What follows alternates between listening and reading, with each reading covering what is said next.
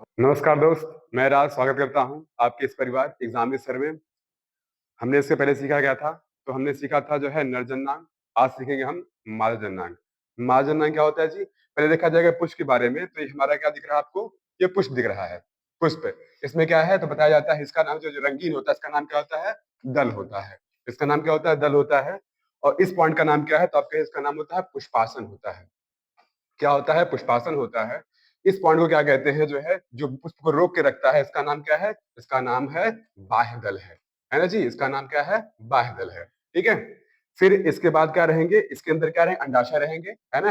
अंडाशय रहेंगे। इसका नाम क्या है? तो कहेंगे इसका नाम है वर्तिका है। वर्तिका। इसके बाद क्या है तो कहेंगे सर इसका नाम वर्तिकाग्र है। क्या है जी? वर्तिकाग्र। ठीक है जी, इतना सीखे थे हम सब। आज इसके आगे सीखेंगे हम। ठीक है, इसके आगे आज सीखेंगे हम।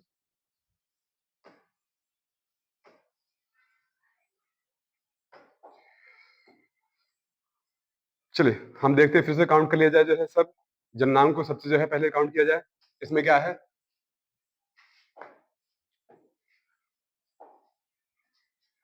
तो हम देखेंगे, हमने बताया था इसमें जो है इस वाले पॉइंट क्या कहते हैं, तो आपके इसका नाम होता है पुष्पासन। इसका नाम है पुष्पासन है। इस वाले पॉइंट का नाम क्या है? ये जो है इसका नाम क्या है तो आपको इसका नाम है बाह्यदल है। बाह्यदल। जो बाह्यदल रहता है क्या, वो हरा रहता है, अधिकतर क्या रहेगा? हरा रहेगा। फिर हमारे पास क्या है? ये जो रंगीन वाला भाग इसका नाम है, इसका नाम है दल। क्या कहते हैं इसको जो है? दल कहते हैं। इसके समूह क्या कहेंगे? इसके समूह कहेंगे हम दलपुंज कहेंगे। ठीक है जी, ये समूह क्या कहेंगे? दलपुंज कहेंगे। अब फिर अगर ध्यान देंगे तो ये दल, दल और क्या, पुष्पासन और बाह्य दल, ये क्या होते हैं? ये क्या करते हैं? ये तीन कौन कौन से? पुष्पासन क्या रहेंगे? पुष्पासन, पुष्पासन और प्लस, प्लस बाह्य दल, बाह्य दल और क्या रहेगा? और दल। ये सब क्या होते हैं? ये तीनों क्या होते हैं? ये तीनों होते हैं सहायक होते हैं। सहायक क्या होते हैं जी? ये सहायक होते हैं। ठीक है। अगर हम ध्यान देंगे इसमें जो है, इस वाले पॉइंट का नाम क्या है? बोले इस वाले पॉइंट का नाम है अंडाशय। इसका नाम है अंडाशय है। ठीक है, अंडाशय है। इसके बाद इसके वाले पॉइंट का नाम क्या है? इसका नाम कहेंगे, इसका नाम है वर्तिका। इसका नाम क्या है? वर्तिका। ठीक है जी। अब इस वाले पॉइंट का ऊपर से ऊपर का नाम क्या है? इसका नाम होता है वर्तिकाग्र। वर्तिकाग्र। अब हम काउंट करेंगे जो है, एक, दो और ये तीन। ये तीनों मिलकर क्या बनाएंगे? तीनों मिलकर बनाते हैं जायांग। ठीक है जी, जायांग। इसके समूह क्या कहते हैं? इसके समूह कहते हैं स्त्री केसर। क्या कहते हैं? स्त्री केसर कहते हैं। क्या कहते हैं जी? स्त्री केसर।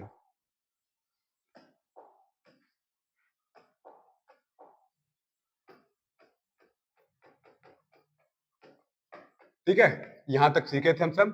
फिर देखा जाए अगर, ये जो डंठल की तरह दिख रहा है, डंठल की तरह, इसको क्या कहते हैं? इसको कहते हैं हम तंतु कहते हैं। क्या कहते हैं? तंतु। यानी क्या होती है? फिलामेंट होती है। फिर भी इस वाला पॉइंट, ये वाला पॉइंट क्या होता है? इस वाले पॉइंट कहते हैं पराग कोश।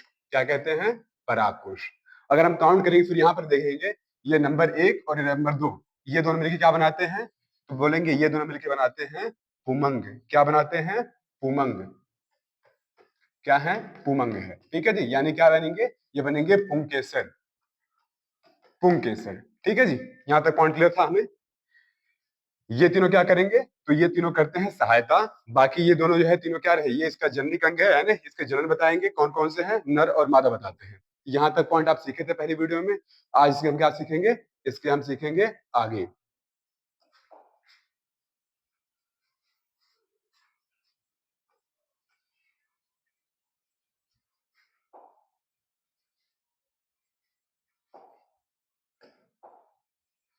चलिए आगे देखिए। हमें बताया गया था, हमें पॉइंट बताया गया है कि वाला पूरा क्या होता है? ये पुमंग होता है, यानी कि पुंकेसर रहता है। ये वाला पार्ट क्या रहता है? ये वाला पार्ट रहता है क्या? ये रहता है क्या? स्त्री केसर। इधर वाला, ये वाला पॉइंट क्या है? स्त्री केसर है। इसका नाम क्या होता है? इसका नाम होता है अंडाशय होते हैं, है ना जी? अंडाशय रहते हैं यहाँ तक, है ना? इसके ग्रुप क्या कहेंगे? वर्तिका, वर्तिकाग्र और अंडाशय मिलकर क्या बनता है? तो बनता भी बताया गया कि जायांग बनते हैं, यानी कि स्त्री केसर बनते हैं। ठीक है, चले जाए आगे। अब हमें आगे सीखना है। ठीक है, अब ध्यान दिया जाए, मादा जननांग के बारे में देखा जाएगा। हम कहेंगे मादा जननांग, यानी कि मादा का जनन जो अंग है उसको क्या कहते हैं, जायांग। यानी क्या रहेगा इसमें, क्या क्या रहेंगे इस पर, रहेंगे वर्तिका, वर्तिकाग्र और क्या रहते हैं, और रहते हैं क्या, अंडाशय। तीन चीज, वर्तिका, वर्तिका, अंडाशय मिलकर क्या बनाते हैं, जायांग। इनके समूह क्या कहते हैं, कहेंगे स्त्री केसर।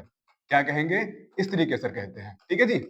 फिर कहा जाएगा इसकी जो इकाई रहती है ना, इसकी इकाई कहते हैं अंडप कहते हैं। यानी जो अंडाशय की इकाई क्या रहेगी, अंडप रहती है। ठीक है। आगे देखा जाए फिर उसको क्या कहते हैं, स्त्री केसर कहते हैं। अगर हम देखा जाए एक चीज कि अंडप में होते क्या क्या है, तो आप क्या कहोगे, क्या होता है, वर्तिका होता है। क्या होता है, वर्तिका होता है। और क्या होता है, और वर्तिकाग्र होता है। और क्या होता है, और होता है अंडाशय। और क्या होता है, अंडाशय। यानी ये तीन चीज क्या रहते हैं, अंडप रहते हैं, है ना। ये इसकी इकाई क्या रहेगी, अंडप रहती है। ठीक है। आगे चला जाए, फिर क्या कहते हैं, इसी अंडप को क्या कहते हैं हम, गुरु बीजाणु पर्ण भी कहते हैं। यानी क्या बनाएंगे, गुरु बीजाणु बनाएंगे। ठीक है। चलिए आगे देखा जाए।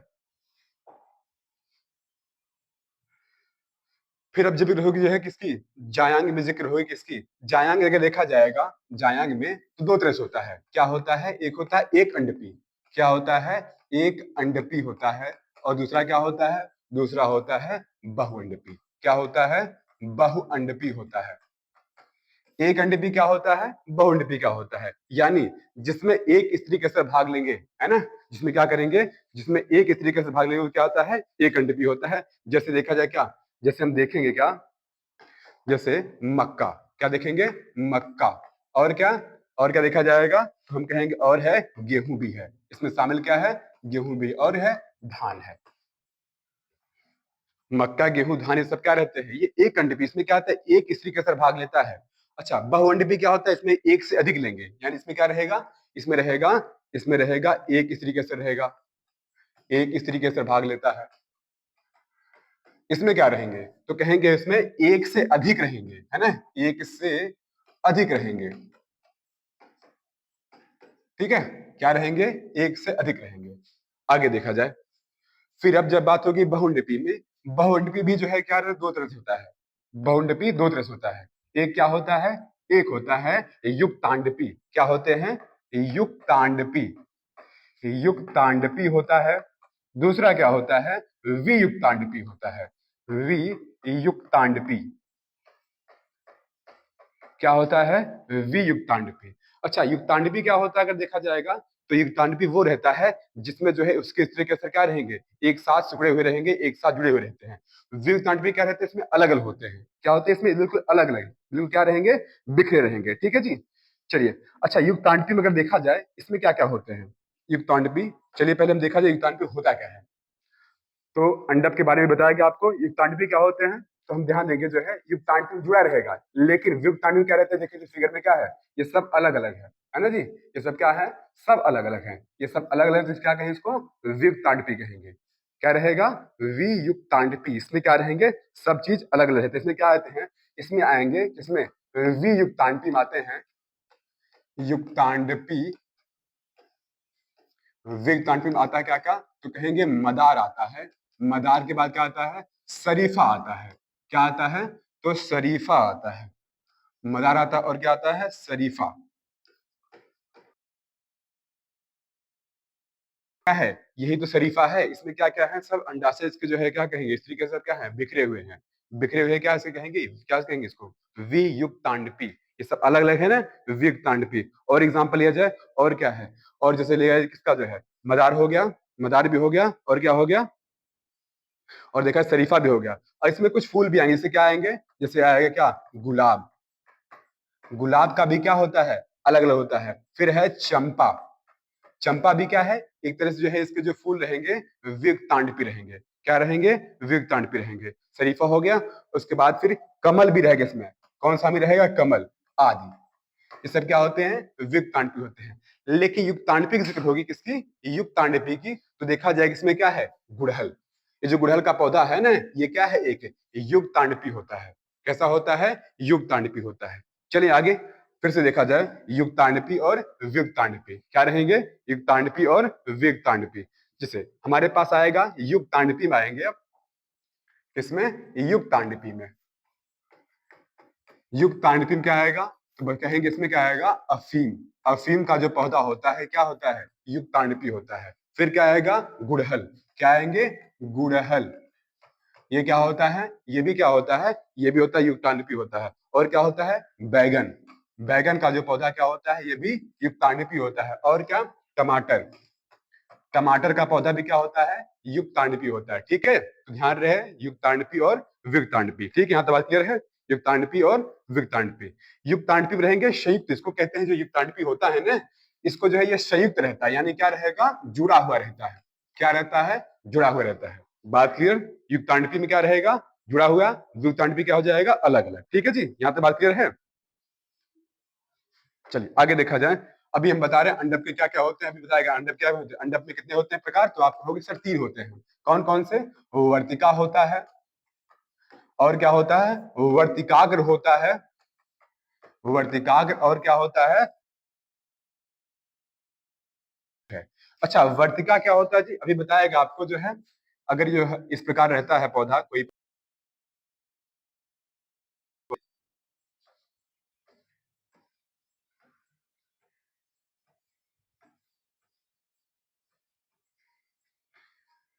और इसमें ध्यान से देखेंगे हम, तो इस वाले पॉइंट को क्या कहते हैं, इसी वाले पॉइंट को कहते हैं वर्तिकाग्र। इसको क्या कहते हैं, वर्तिकाग्र कहते हैं। अच्छा, ये पतली जो नली की तरह होता है, इसको क्या कहते हैं, इसको कहते हैं वर्तिका। इसको कहते हैं हम वर्तिका कहते हैं। और इस वाला पॉइंट जो एक फूला हुआ रहता है ना, इसी को कहते हैं क्या, इसी को कहते हैं अंडाशय। क्या कहते हैं, अंडाशय कहते हैं। ठीक है, वर्तिका क्लियर हो गया, वर्तिकाग्र और अंडाशय क्लियर है। हमें क्या देखना है, हमें ये सब ज्यादा नहीं देखना होता है, हमें इसके बारे में पढ़ना है ना। ये तो सामान्य है, ये वाला पॉइंट सामान्य है, हमें क्या करना है, इस वाले पॉइंट को पढ़ना, ज्यादा ध्यान रखना है। ठीक है, चलिए आगे देखा जाए।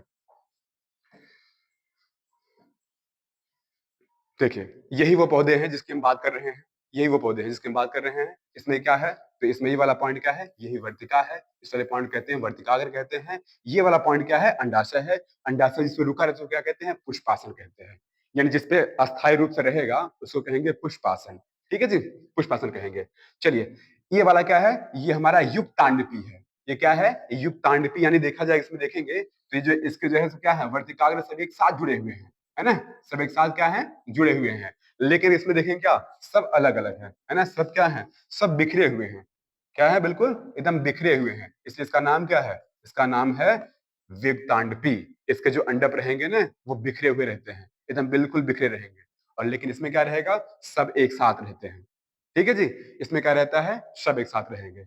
अगर हम क्या करेंगे, इस वाले पॉइंट को, अगर इस वाले पॉइंट को अगर देखेंगे अंडाशय को, इस वाले पॉइंट को, तो ये हमारा बनेगा कुछ इस प्रकार फिगर बनेगा।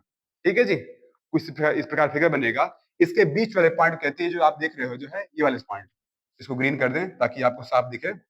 ये वाला जो पॉइंट होता है ना, इस वाले पॉइंट कहते हैं क्या, इसको कहते हैं हम भ्रूणकोश कहते हैं। क्या कहते हैं, भ्रूणकोश। क्या रहेगा, भ्रूणकोश। इसके बाद इसकी एक जो है एक काया रहती है, इसको कहते हैं जो है, इसको क्या कहते हैं, इसको बीजांड काय कहते हैं। देखिए ध्यान से, इसको क्या कहेंगे, इसको कहते हैं बीजांड काय कहते हैं। यानी कि क्या करेगा, बीजांड की काया होती है, काया मतलब शरीर होती है। ठीक है, ये देखो 3 जो है, ये बीजांड का एक आवरण हो गया। उसके बाद एक इसके बाद एक आवरण है, उसका नाम क्या रहता है, इसका अध्यावरण करके देता है, अध्यावरण। अंतःध्यावरण, और क्या होता है, ये बाहर वाले पॉइंट कहेंगे बाह्य अध्यावरण या बाह्य आवरण रहता है। पहला क्या रहेगा, बीच वाला पॉइंट भ्रूण,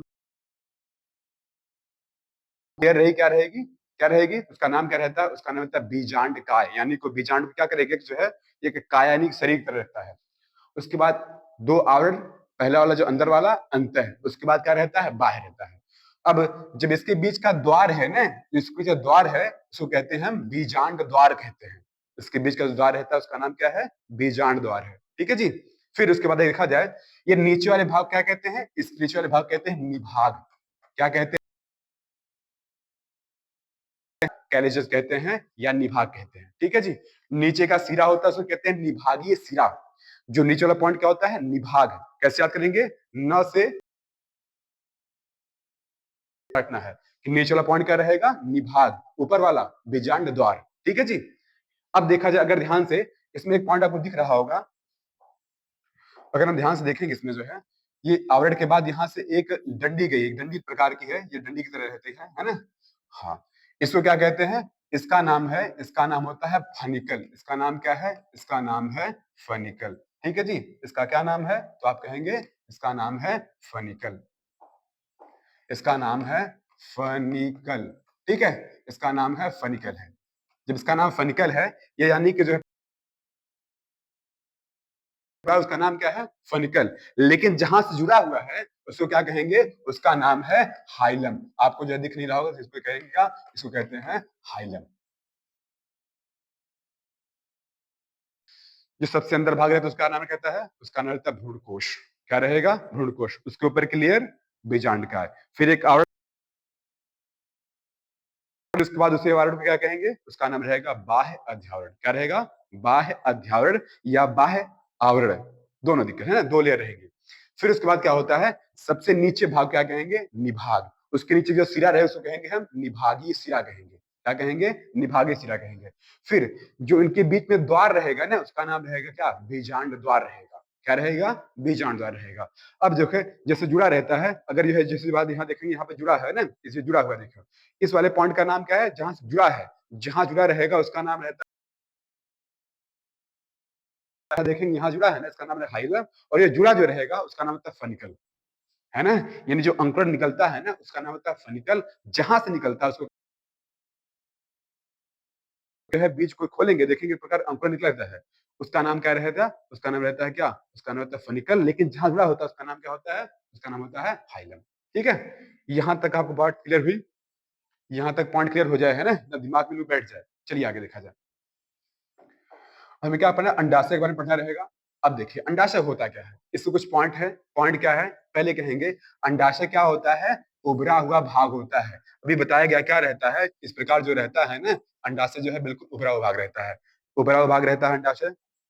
ठीक है, क्या रहता है? उभरा हुआ भाग रहता है। अभी बताएगा आपको क्या होता है? उभरा हुआ भाग को कहते हैं अंडाशय। फिर क्या रहता है? अंडाशय में क्या होता है? गर्भाशयी गुहा पाए जाते हैं। उस अंडाशय में क्या रहेगा? गर्भाशयी गुहा रहेगा, है ना। और उसको गुहा भी कहते हैं, कोष्ठक भी कहते हैं, है ना। अगर देखा जाएगा ना, जो इस प्रकार रहता है अंडाशय,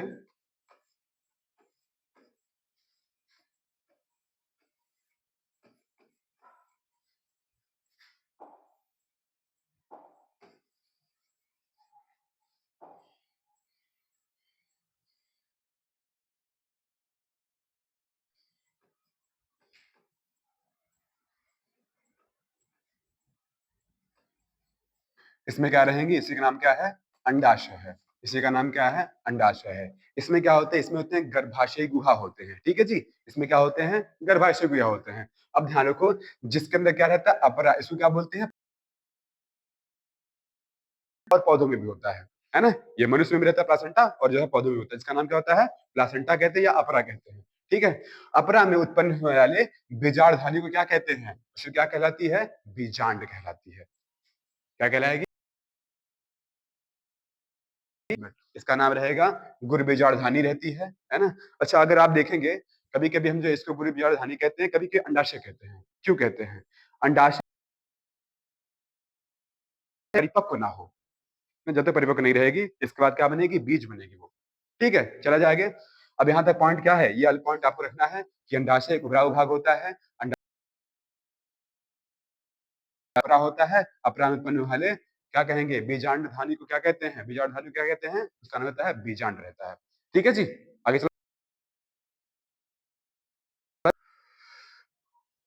हमारा फिगर देख ही चुके हैं, आगे देखा जाए। हमें पढ़ना क्या है? हमें क्या पढ़ना है? गुरु बीज और धानी। हम देखेंगे, अभी हमने देखा था इसके अंदर क्या होता है। इसके अंदर एक पॉइंट होता है, उसका नाम क्या होता है? भ्रूणकोश होता है। क्या होता है उसके अंदर? भ्रूणकोश। वो इस प्रकार रहता है क्या? वो भ्रूण को इस प्रकार रहता है। ये क्या होता है? बोलोगे सर द्विगुणित होता है। क्या होता है? द्विगुणित होता है ना। क्या होता है? द्विगुणित। अब द्विगुणित हो रहेगा जो है जब ये, तो ये क्या करता है? पहली बात, ये अपनी क्या करेगा? संख्या बढ़ाने के लिए क्या करेगा? तो ये करेगा अर्धसूत्री भाजन। क्या करता है? अर्धसूत्री भाजन। ये करता है अर्धसूत्री विभाजन करता है। कौन सी बार? बोलोगे पहली बार। तब क्या बन जाएंगे? तब ये दो बन जाएंगे। ठीक है, क्लियर है? आगे देखिए, जब दो बन जाएंगे, जब अर्धसूत्री विभाजन करके दो बनाया करेगा तो संख्या बनाएगा अपनी के, ये संख्या क्या बना लेगा? तो अपनी संख्या क्या बनाएगा? तो अपनी संख्या बना लेगा, ये चार बना लेगा। क्या बना लेगा? ये 4 बना लेगा संख्या को। चलिए संख्या क्या करेगा अपनी संख्या को, ये इस बार जो है क्या करेगा, आएगा 4 बीजा लघु बीजा गुरु बीजा कहानी में आता है 4 ठो। अब ये 4 बना है ना, 4 में जो है क्या करेगा, 3 ठो क्या करेगी, 3 ठो नष्ट हो जाती है। जब 3 नष्ट होती है तो बचती है 1, ये वाली जो कार्यशील रहती है, यानी कि 4 में जो है ना 3 नष्ट हो जाएंगे। एक है ना, इसमें एक रहता है, बचता है, ये क्या रहता है, क्या रहेगा, यही कार्यशील रहेगा, है ना। क्या करेगा, तो कहेंगे जो है जो भ्रूणपोष होता है पहले द्विगुणित होता है। ये क्या करता है, परस्पर विभाजन करेगा, संख्या क्या करेगा अपनी बढ़ा के 2 करेगा, 2 से 3 नष्ट हो जाती है। नष्ट होने के बाद एक क्या रहती है, कार्यशील रहती है ना। एक जो है जो नष्ट हो जाता है। ठीक है, आगे देखा जाए क्या कह रहा है, फिर ही कह रहा है, कह रहा है प्रत्येक बीजांड में एक जो है पतले तंतु बीजांड वृंत कहते हैं, यानी वो जो बीजांड रहता है एक पतले तंतु से जुड़ा रहता है। बीजांड वृंत यानी जो डंठल रहता है उसको कहते हैं बीजांड वृत्त कहते हैं। फिर ये जो बीजांड वृत्त होता है ना, होता है वो अपराध से जुड़ा होता है। फिर जिसके अंदर क्या क्या होते हैं, और ध्यान रखना है कि बीजांड और बीजांड वृत्त, इसे कहा गया ना, इसके नाम रहता है नाभिका, हाइलम जुड़े होते हैं। फिर होते हैं, अभी बताया गया ना कि प्रत्येक बीजांड में कितने होते हैं, 2, अंतः और बाह्य वाला। ठीक है,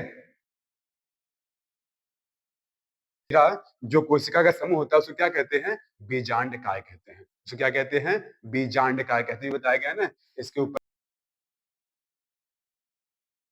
जिसमें प्रचुर मात्रा में क्या होता है, आहार सामग्री रहता है। ये आहार सामग्री करे क्या, तो कहेंगे भ्रूणपोष को पोषण देगा। ठीक है, इसीलिए इसमें क्या होता है, प्रचुर मात्रा में गुरु बीजांड धानी इसको कहते हैं, बीजांड भी कहते हैं, है ना। चाहे गुरु बीजांड धानी कह जी, चाहे कह जाएगा बीजांड, दोनों एक ही होता है, या बीजांड वृंत कहते हैं। बीजांड वृंत जो होता है किसी होता है अपराध से, बीजांड वृंत किसी होते हैं नाभि, किसे नाभिका यानी हाइलम जुड़े होते हैं।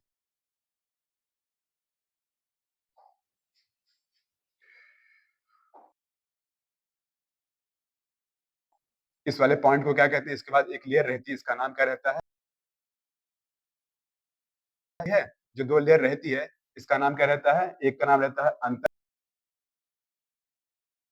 को कहते हैं बाह्य रहता है, और रहता है अंतः। ये अंतर रहता है और बाह्य रहता है।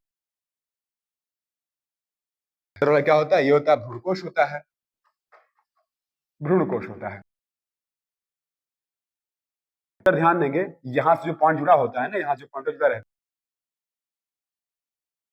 इसी में हाइलम होता है और क्या फनिकल होता है, ये बताया गया है। इसमें किस जुड़े रहेंगे, नाभिका से जुड़े रहते हैं ना। आगे देखा जाए, फिर जिसमें क्या होता है, प्रचुर मात्रा में क्या होता है, आहार सामग्री होता है, इसे क्या कहते हैं, क्या कहेंगे, इसको कहते हैं भ्रूणकोश या मादा युग्म विविध। अभी बताया गया जो है क्या होता है, तो इसमें जो है बताया गया आपको कि पहले ये द्विगुणित होता है, दूरी करके अलग कर लेगा, संख्या बनाए कितनी, 4 बनाता है, नष्ट ए क्या रहेगा, कार्यशील, बाकी 3 तो नष्ट हो जाते हैं। ठीक है, आगे चला, फिर कह रहा है क्या, अगला पॉइंट हमारे पास है गुरु बीजाणु जनन। अगला क्या है, गुरु बीजाणु रखना है कि इसकी एक लाइन फिक्स है, गुरु बीजाणु मातृकोशिका से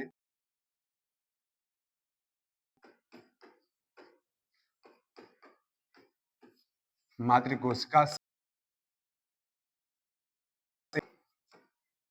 गुरु बीजाणु बनने की क्रिया बनने की गुरु बीजाणु जनन कहलाती है। यानी क्या होता है, गुरु बीजाणु मातृ कोशिका से जो है गुरु बीजाणु बनने की क्रिया क्या कहलाती है, जनन कहलाता है ना। चलिए आगे देखा जाए, इसके बारे में पॉइंट समझा जाए। अब ये बता कोशिका क्या कहता है, गुरु बीजाणु मातृ कोशिका से क्या बनता है, गुरु बीजाणु बनता है। मातृ कोशिका से गुरु बीजाणु बनेगा। फिर ये क्या करता है, अर्धसूत्री बहन करके जो है 4 गुरु बीजाणु उत्पन्न होता है। क्या करेगा, पहली बार करेगा, जो है 2 बार क्या करते हैं, अर्धसूत्री विभाजन करते हैं 2 बार। फिर क्या होता है, जिसमें जो है 4 में 3 क्या होता है, नष्ट हो जाता है। 4 में 3 नष्ट हो जाएंगे। केवल एक क्या करेगा, गुरु बीजाणु निभाग की ओर जाता है, नीचे जाता है। यह क्रियाशील मादा युग्मविद क्या कहते हैं इसको, कहते हैं एक क्रियाशील मादा युग्मविद कहेंगे, या भ्रूणकोश क्या करेगी, उत्पन्न करती है। ठीक है जी, यहां तो बात क्लियर है। आगे देखिए, आगे पॉइंट्स के चलिए। अब जो है भ्रूणकोश का निर्माण अब सिखाया जाएगा, भ्रूणकोश का निर्माण सिखाया जाएगा। तो हम क्या कहेंगे, अब इसमें देखा जाएगा भ्रूणकोश के निर्माण। हमारे पास एक होता है कार्यशील भ्रूणकोश बनाता है, एक क्या होता है, कार्यशील होता है, वो भी निभाग की ओर रहता है ना, निभाग की ओर रहता है। ये क्या रहेगा, एक रहता है। फिर ये करता क्या है, तो ये करेगा समसूत्री विभाजन। जब समत्री बहन करेगा ना, तो एक से क्या बन जाएंगे, कहेंगे एक से बनेंगे 2 बन जाएंगे। फिर क्या करेगा, सेकंड बार करेगा, फिर वही जो है, फिर 2 से क्या हो जाएंगे, 2 से होंगे 4 होंगे, है ना। 2 से क्या जो है, फिर 4 से कितने होंगे, 8 होते हैं। कितने होते हैं, 8। 4 ऊपर 4 नीचे कितने हो जाते हैं, 8।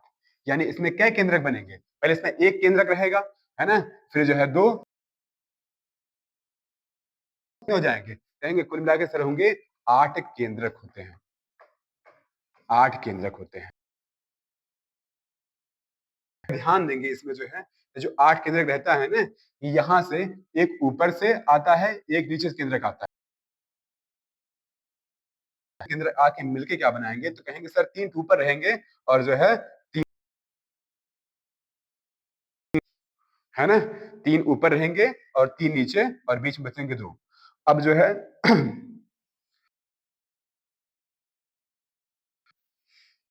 हाँ, इसको क्या कहेंगे, इसका नाम भी एक कोशिका बनाएगा, ये जो इसका नाम हो जाएगा ध्रुवीय केंद्रक। इसका बनेगा केंद्रक बनेगा, क्या बनेगा, ध्रुवीय केंद्रक बनेगा। हाँ, इसके बाद इसका नाम क्या बनाएंगे, इसका नाम बनाएगा प्रतिव्यासांत कोशिका बनाएंगे। क्या, प्रतिव्यासांत कोशिका बनाएगा, सहायक कोशिका बनाते हैं। क्या बनाते हैं, सहायक कोशिका बनाते हैं। अगर ध्यान देंगे ना, पहली बात, केंद्रक 3 ऊपर 3 नीचे, और ये दोनों मिलके एक कोशिका रहेंगी, है ना। 3 ऊपर 3 नीचे मिलके क्या रहेगी, ये कहेंगे सर 3 ऊपर और 3 नीचे 7 कोशिका बनाएंगी।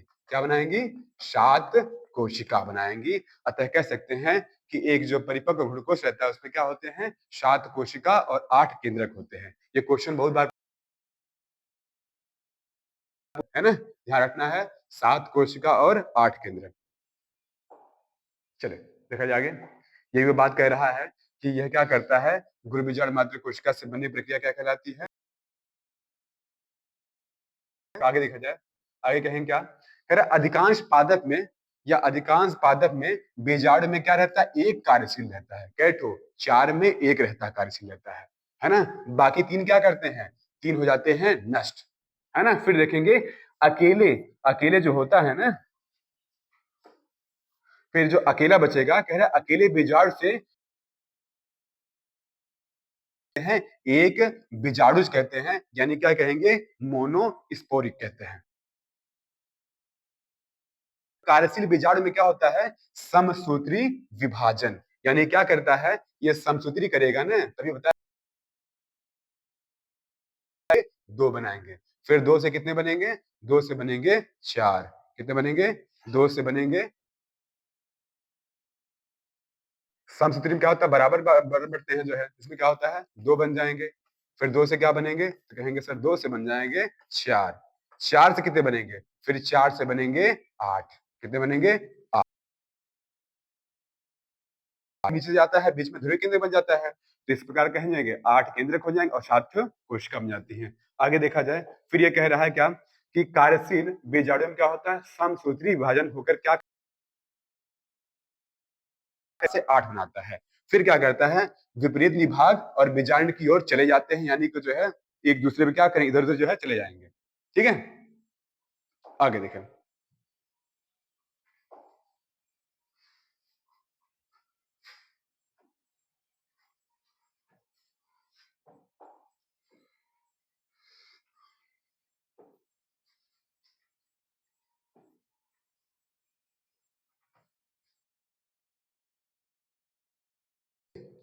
यही बात समझा रहे हैं आपको, यही बात बार बार बता रहे हैं हम, यही बताने का प्रयास कर रहे हैं आपको। चलिए, इस पॉइंट का नाम क्या है, इसका नाम है बीजांड का है, यानी इस प्रकार कहते रहे जो है, इसका नाम क्या होता है, तो इस प्रकार रहता है, इसका नाम रहता है बीजांड का रहता है, यानी बीजांड का क्या है, क्या होते हैं, इसके अंत है गुरु बीजांड मातृ कोशिका, यही सब क्या है नीचे जो है गुरु बीजांड मातृ कोशिका है। बीच में क्या रहता है, जब बीजांड काय का आगे देखा जाए, इसमें क्या हो जाएगा, 2 ठो होता है, विभाजन होता है, भी कौन सा, समसूत्री के है, क्या बनेंगे, 1 से 2 बनेंगे, है ना, ऐसे बनते रहेंगे। फिर क्या बनेंगे, 4 बनेंगे, तो बताया गया तभी जो है 4 से बाद 3 ठो नष्ट हो जाते हैं, बताएगा आपको, ये भी बताया गया है। फिर ये जब नष्ट होने के बाद एक बचेगा, एक बचेगा ही केंद्रक बनाएगा, यानी क्या बनेंगे, 7 कोशिका, 8। फिर यही वो जो है, यही कोशिकाएं हैं, जब एक बचता है उसके बाद, एक जब बचेगा तो क्या करेगा, समसूत्री करके क्या बनाएगा, 2 बना दिया, 2 के बाद क्या बना देगा, 4 बना देगा, 4 के बाद 8 बना देता है। एक रहता है जिसमें जो है जो 3 बचते हैं ना, गुरु बीजांड, इसमें 3 4 में जो है 3 जो है जो नष्ट होते हैं, 4 में 3, एक जो बचता है यही तो बनाएगा, क्या करेगा, समसूत्री बहन करके क्या संख्या करेगा, 2। 2 के बाद क्या करेगा, 2 के बाद 4 कर देगा, 4 के बाद 8 करेगा। अब 8 के बाद यहीं पर रुकेंगे सर, रुकेंगे, उसके बाद क्या करेगा, यहां से एक जो है कोशिका जाएगी, एक कोशिका का नाम क्या बनाएंगे, इसका जो इसको कहते हैं 2 ध्रुवीय केंद्रक कह सकते हो, ये एक कोशिका बनाएंगे, इसको कहते हैं, इसका नाम होता है केंद्रीय कोशिका, है ना जी, यानी कि बीच की रहेगी तो क्या कहते हैं, इसका नाम होता है केंद्रीय कोशिका होती है, यानी कि बीच वाला पॉइंट क्या कहलाता है, केंद्रीय कोशिका कहलाती है। ऊपर वाली जो है क्या रहती है, ये सहायक होती है, ये क्या होती है, सहायक कोशिका रहती है ना, ये 3 तो क्या, फिर उसके बाद जब जब इधर परिपक्व बन जाएगा, तो बीच वाला पॉइंट क्या बनाता है, इसका नाम होता है ध्रुवीय केंद्रक या केंद्रीय। जो बड़ा वाला भाग होता है जो है, इसी को अंड कोशिका कहते हैं, जो छोटा वाला भाग रहता है जो है सहायक होती है। अगर देखेंगे ना, ये जो है, ये बड़ा वाला पॉइंट है, ये बड़ा वाला है, ये सब क्या है, ये अंड कोशिका है, और छोटा वाला पॉइंट क्या आता है, इसमें सहायता करेगा, है ना। अब सहायक कोशिका रहती है इसमें, ऊपर वाले पॉइंट क्या कहते हैं, उसका होता है प्रतिव्यासांत, या इसको एक और भी नाम देते हैं, इसका एक नाम रहता है प्रतिमुखी, इसका नाम रहता है प्रतिमुखी कोशिका रहती है। ठीक है जी, प्रतिमुखी कोशिका होती है, ये हमारे पास क्या है, इतना पॉइंट दिमाग में बैठा रहे, यानी कै कोशिका, 7 कोशिका, कै केंद्रक, 8 केंद्रक। ठीक है जी, 7 कोशिका और 8 केंद्रक होते हैं। चलिए, है ना।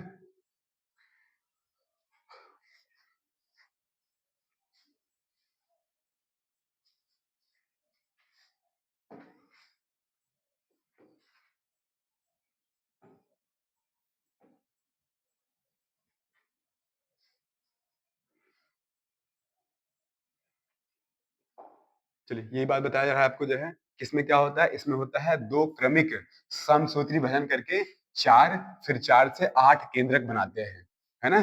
4 से 8 केंद्र बनाएंगे, फिर जब 8 केंद्रक हो जाएगा ना, तो इसमें जो है उसको क्या कहते हैं, इसमें कोशिका भित्ति बनती है ना, फिर कोशिका भित्ति बनेगी, 8 में से जो 6 रहेंगे ना, वो केंद्र की भित्ति कोशिका से घिरे रहते हैं, और बच्चे जो है इसको क्या कहते हैं, संयुज के, यानी कि एक साथ जो है संयोजित करके रखेंगे, एक साथ जोड़ कर रखेंगे, और जो बच्चे 2 है ना, वो 2 क्या करेंगे, यानी एक वाला ऊपर वाला, एक नीचे वाला मिलके बना देगा जो है, एक ऊपर से आएगा, नीचे जाएगा, मिलके बनाएगा ध्रुवीय केंद्रक या केंद्रीय कोशिका का निर्माण करेगा।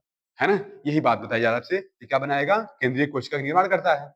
अब देखिए इस प्रकार क्या आएंगे, तो आप ध्यान रखना इस पॉइंट को। इस प्रकार क्या आएंगे कि भ्रूण कोश में क्या होता है, भ्रूण कोश में कितने रहते हैं, तो हो गया आप 7 कोशिका और 8 केंद्रक रहते हैं। ठीक है जी, 7 कोशिका और 8 केंद्रक होते हैं। चलिए हमारे एनसीईआरटी लाइन पढ़ लें पूरी, जो है कहने का क्या इसका मतलब है। ये जो कह रहा है, ये कह रहा है कि भ्रूण कोश के अंदर कोशिकाओं का क्या होता है, वितरण विशिष्टता पूर्वक होता है। यानी क्या विशिष्टता पूर्वक वितरण होता है, इधर रहते हैं। बीजांड द्वारी से क्या होता है, वो घिरा रहता है। अभी बताया गया बीजांड द्वार क्या होता है। फिर बताया गया इसमें 3 कोशिका क्या होता है, 3 कोशिका एक साथ समूहीकृत होकर अंड उपकरण या अंड समुच्चय का निर्माण करते हैं, बताएगा आपको जो है। फिर अंड को इसमें क्या होता है, इस अंड समुच्चय या अंड उपकरण के अंतर्गत 2 सहायक कोशिकाएं होती है। कितनी होती है, 2 सहायक कोशिकाएं होती हैं। उसमें क्या होता है, सहायक कोशिका और एक अंड कोशिका निहित रहता है। यानी ये भी देखा जाएगा ना, जो इस प्रकार बना था जो है, जो छोटा वाला था, ये जो बड़ा वाला था उसका नाम अंड कोशिका था, छोटे वाले का नाम क्या था, सहायक। बड़ा वाला क्या रहेगा, अंड कोशिका, छोटा क्या है, सहायक कोशिका रहता है। फिर क्या होता है, अंड कोशिका होता है और जो है सहायक कोशिका होती है। फिर ये क्या होता है, बीजांड द्वारी छोर, जिसे ये क्या कहेंगे, तंतु रूप क्या कहते हैं, समुच्चय भी कहते हैं। पर एक क्या होता है, क्या है, जो सहायक कोशिकाओं में पराग नलिकाओं में या जो विभागीय शिरा कह सकते हो जो है ना, इसमें क्या होता है, ये बताएगा आपको। 3 ऊपर रहेंगे, 3 नीचे रहते, वही एक आवृत्त बीजी भ्रूणकोश रहेगा ना, जब परिपक्व हो जाएगा उसमें क्या रहेंगे, 8 केंद्रक और 7 कोशिका रहते हैं, है ना। खत्म हुआ क्या, मादा जननांग। हमने क्या सीखा, हमने सीखा, आज क्या सीखा जो है, हमने पहली बार सीखा कि भ्रूणकोश क्या होता है, भ्रूणकोश क्या होती है, उसके बाद उसकी लेयर क्या रहती है, उसका अंतर्धावड़ कहते हैं। उसके ऊपर की लेयर क्या रहेगी, बाह्यधावड़ रहेगी। एक रहेगा बीजांड का रहता है, फिर नीचे वाला निभागीय छिद्र होता है, उसपे निभाग रहता है, और ऊपर वाला पॉइंट क्या होता है, उसमें हाइलम और फरिकल होते हैं, है ना। ये सब पॉइंट होते हैं। फिर सिखाया गया आपको जो है, इसमें जो है करेगा, पहले द्विगुणित होता है, जब द्विगुणित होता है तो करता है वो अर्धसूत्री विभाजन करके 2 से 4 बना देगा। जब 4 बनाएगा ना, जब 4 बनाने के बाद इसमें 3 तो नष्ट हो जाते हैं और एक बचता है। एक ही क्या करेगा, क्रियाशील रहता है। फिर जो एक बचेगा ना, वो करेगा समसूत्री विभाजन करेगा। जब समसूत्री विभाजन करके जो है क्या करेगा, 2 से 4, 4 से 8 बनाएगा।